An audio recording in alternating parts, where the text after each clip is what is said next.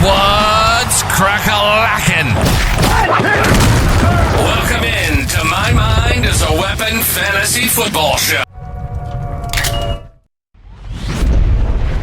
Welcome into the episode of My Mind is a Weapon Fantasy Football Podcast. I am your host, Sleaze. Today, we are going to be diving into my 5 smash start wide receivers. We are not going to be using superstar names here. I think that's cheesy. And we're going to be looking at defensive statistics, points per game allowed. We're going to be looking at game script. We're going to be looking at defensive injuries. They're going to play a key part here because there's a lot of people out heading into week 13 here as well. And then before we dive into it, as always, guys, I do like to show my transparency and what I am going for with these smash starts as well here. So this is my Twitter over here on the right. If you want to smash a follow there as well, we just hit 25K. That'd be greatly appreciated there as well, guys. And what I'm looking for, and this is all of last week, but for wide receivers, I'm looking for a 12 to 15 point floor with TD upside and 20 plus points. So again, I haven't hit the perfect week yet. I'm trying to get a 100% smash week. I've been trying all year. I think my best was like 85%. So last week I hit Caleb Williams, Stafford over 20. Purdy missed. Kenneth Walker, Quinton Judkins hit. Henderson and Dowdle missed. Kamara got injured right away in the game. He wasn't. I just put a caution sign on that. Stephon Diggs, Odunze, they missed. Olave, Flowers, McMillan, they hit. Kels and Henry hit at the tight end position. And Kyle Pitts just keeps failing me, man. He's off my list now. But that is what I did last week. So I like to be better for myself and show you guys transparency. So I, don't just sit there and post my hits instead of showing you the misses as well. Now, if you guys haven't already, tap that thumbs up, hit that subscription, turn that bell on. I'll be live on Thanksgiving tomorrow, 11:45 a.m. Eastern for the start-sit show before the kickoff games. Happy Thanksgiving to you and your family. I hope you guys have a safe, healthy, eat as much as you can, man. I can't wait to grub tomorrow and watch these amazing games that are coming here. They gave us a slate that is just unbelievable. And if you guys haven't checked out the sponsor, drafters.com or the Guys FF Discord, both those links are pinned in the description of the video. Now let's dive in to the wide receivers that you should be smash starting here in week 13.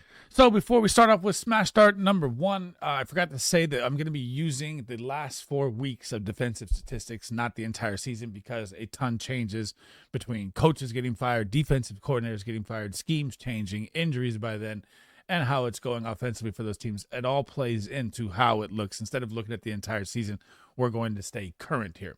So, number 1, A.J. Brown, the squeaky wheel gets the grease, is literally coming to fruition here. Over the past 2 weeks, he's played 93 and 94% of the snaps. He's seen 21 targets. That's 10 plus a game.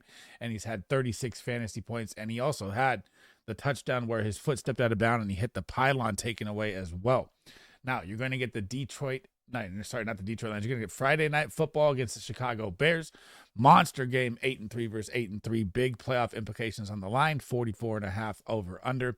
And guys, the Chicago Bears defense, man, and I told you we look at injuries. This is just bonkers. Like, this list is going to go on forever. They're just beat to oblivion, man. So Jalen Johnson, superstar corner, started to practice last week. Did not make the game. It's a short week here. He's not going to make this game either, according to the updates right now. Kyler Gordon, their other starting cornerback, out for the season. Injured reserve. He is done.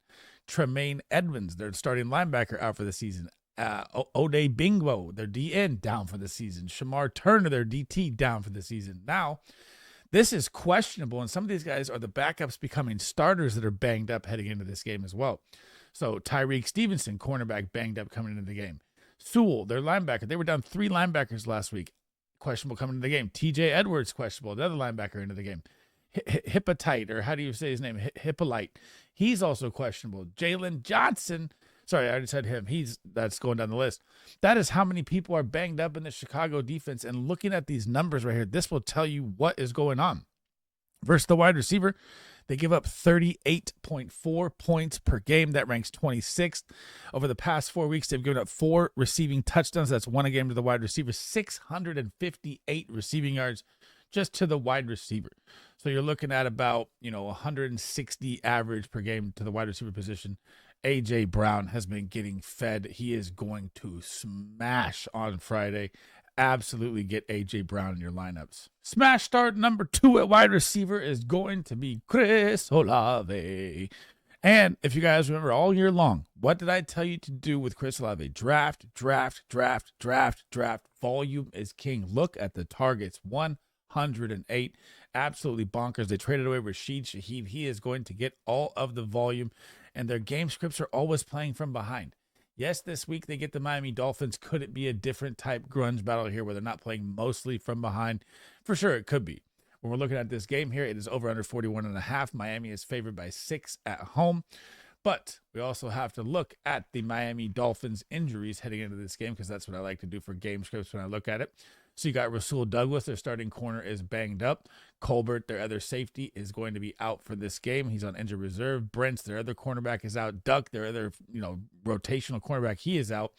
And when you look at the Miami defense versus the wide receiver, they do rank 16th, so right in the middle of the pack, giving up 29.3, 375 yards receiving, and 3 touchdowns.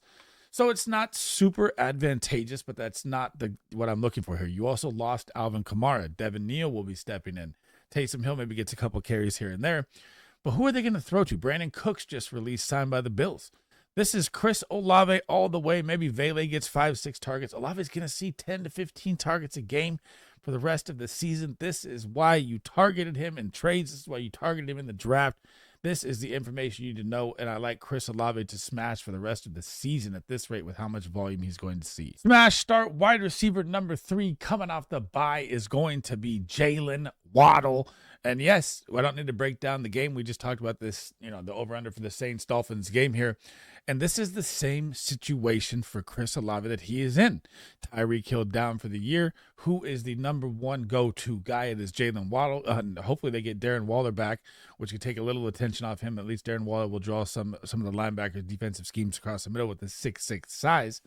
Now, you're going up against the Saints defense. Not a lot of injuries on the Saints defensive side, but they're still down their safety on injured reserve from the beginning of the year.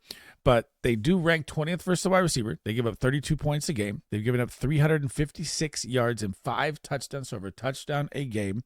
And the Dolphins season, guys, is not over. They're coming out of the bye, right? And they're 4-7. They're still fighting. They get the Saints and the Jets. They could literally be 6-7 and back in the picture here. And when you're looking at the matchup, I do think that this is going to be kind of not a play from behind type game for either one of these teams. To be a close grunge battle game. Jalen Waddle is going to be schemed up, with small screen passes across the middle, get a couple deep shots here with Tua. And you have to love the volume. This is my fantasy football forte is volume. And when I have a wide receiver 1 out there with Malik Washington and Nick Westbrook-Ikhine going against him, they're not really going to throw to anyone else. Tua and the Dolphins should win this game, and Jalen Waddle is going to smash. Oh, my Lanta. Smash start wide receiver number 4. And before we dive into Michael Wilson here, I'm going to pull up live as we're going through it here. I don't believe Marvin Harrison is going to play this week. So he had the appendicitis at week 10. He had that random update that none of us saw coming. And there's no update. Like the status update, I've checked Reddit, I've checked everywhere you can check Sleeper, all the updates, there's nothing. So I'm predicting that Marvin Harrison Jr. is going to miss this game. Now you're also going to be going up against the Tampa Bay Buccaneers in this game. The over-under is 45.5. Jacoby Brissett is playing at a top 5 level, and he has been feeding Michael Wilson. And if you look at the targets, right, it's going to show he had 15. Actually, there was 3 flags. He had 18 targets in back-to-back games. That is Jamar Chase-esque numbers of volume. That is undeniable. 33 points and 21 points in his past 2 games. And you're going to get the Tampa Bay Buccaneers, and just listen to this, like the Chicago Bears, man. So these are their questionable players. So you got Hassan Reddick, your stud linebacker, questionable coming in. Both corners, Jamil Dean and Morrison, are banged up. They could get Bucky Irving back in this game. Wisdom, their safety, still on IR from the beginning of the season. Same with J.J. Roberts. And this defense has just been getting hemorrhaged by points to the wide receiver because they do have Vita Vea in the middle that stops the run. So they've given up, guys, 44.4 points per game in the past 4 games to the wide receiver. That is 32nd, dead last behind the Commanders at 41. That is a big jump in average just to be that bad. 622 receiving yards to the wide receiver over 4 games. That's about 160 yards a game off the top of my head. 5 touchdowns. That's 1.2 touchdowns a game. Michael Wilson, although he hasn't found the end zone, which is crazy, with 36 targets, this guy's had back-to-back 100-yard games. And if you think about it, I don't even remember the last time Marvin Harrison Jr. had a 100-yard game. I think it was like week 6 or 7 last year. It's absolutely terrible. Michael Wilson's actually a stud. They just didn't know how to unlock him until they got Jacoby Brissett.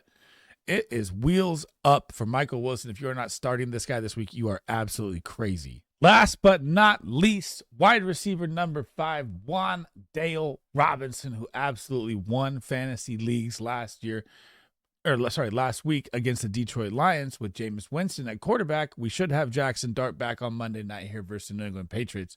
But think about it. Why did I like A.J. Brown so much? Look what he did to Detroit by himself with 30 points for Wan'Dale. Ding, ding, ding, ding, ding, ding, ding. So what we got to look at here, you're getting the New England Patriots Monday Night Football. Hopefully Jackson Dart's back out there. We don't have the official update yet, but I'm assuming he's going to be. Even if it's Jameis, I'm fine with it either way. 46.5 over under. New England is favored by 7.5 in this game.